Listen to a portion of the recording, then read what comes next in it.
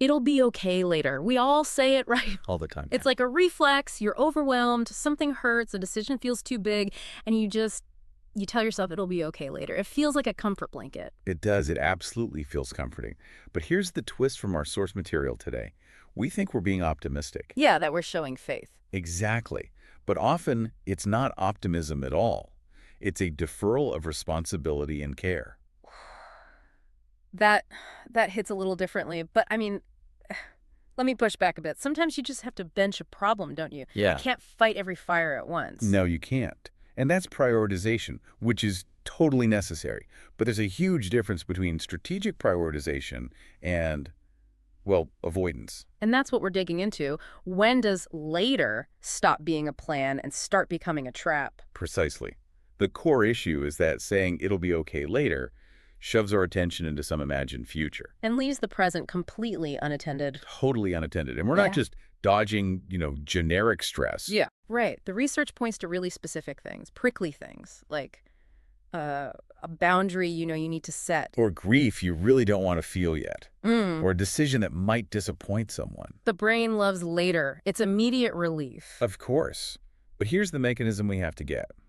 What is ignored does not rest. It compounds. It compounds, wow, like interest on a bad debt. That's the perfect way to put it. Because later doesn't just show up all shiny and fixed. Later is built from now. So if you're ignoring a problem now, the future you're building is More constrained, not freer. Because that debt has grown. This really pushes against that old saying, time heals all wounds. We love to believe that. We do. But time is neutral. It isn't kinetic. It's just a medium. The key insight here is that time only integrates what is engaged. It integrates what is engaged. Okay, break that down. Think about a broken bone. If you just ignore it and let time pass, does it heal? Well, yeah, but it heals crooked. It would hurt forever. Exactly. You have to engage it. Set the bone, put it in a...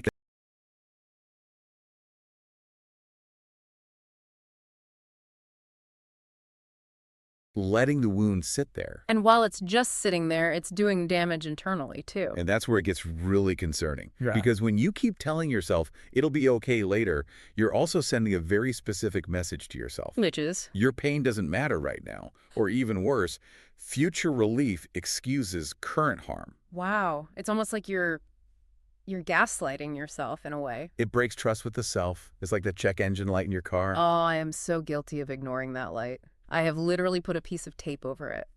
We all do it.